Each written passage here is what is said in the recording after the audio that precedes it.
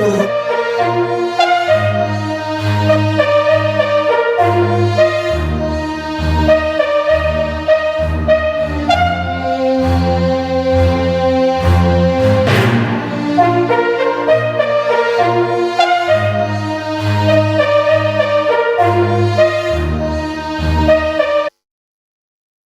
MLA Bonda Umamaheswararao వ్యవహారం TDP పార్టీలో hot topic గా మారింది.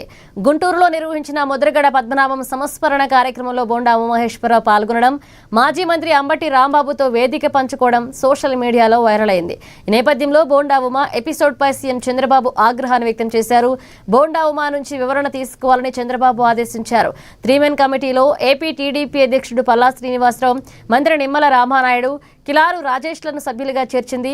ఈ నేపథ్యంలో బొండా ఉమా రేపు 3 కమిటీ ముందు హాజరవుతారా, తన వివరణ ఇస్తారా లేదా అనేది ఆసక్తికరంగా మారింది.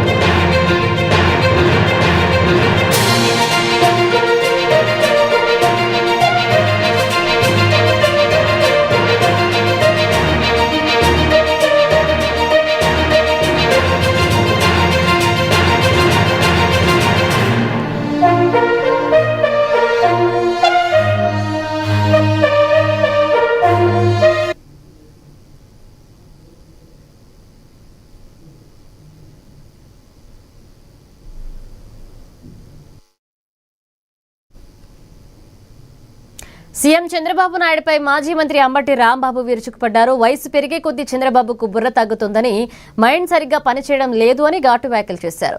బొండా ఉమా తన పక్కన కూర్చుంటే చంద్రబాబుకు కడుపు మంట ఎందుకన్నారు. చంద్రబాబుది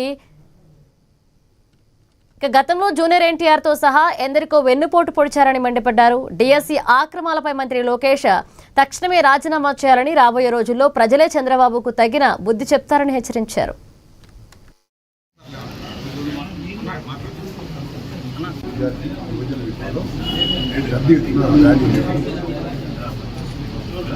దీనికి ప్రధానమైనటువంటి కారణం, డిమాండ్ ఏంటంటే డిఎస్సిలో విపరీతమైన స్కామ్ జరిగింది. దాని మీద సిబిఐ విచారణ చేయాలని డిమాండ్ చేస్తుంది. రెండవది, నీటి అక్రమాలపై విద్యార్థులు చేసిన ఆందోళన, సంఘీభావాన్ని కూడా దీనికి ప్రధానమైన భాగం.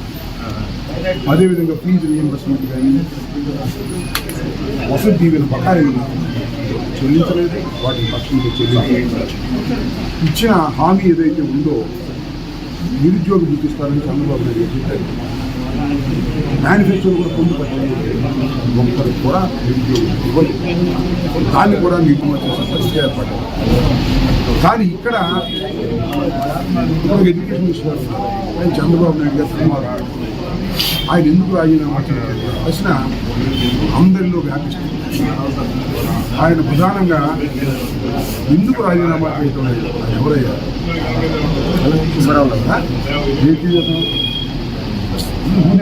ఇవాళ మనం డిఎస్సీలో ఎన్ని అవకతవకలు జరిగాయండి. డిఎస్సీలో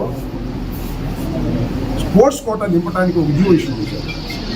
అంతకుముందు ఏం జీవో ఉండేది?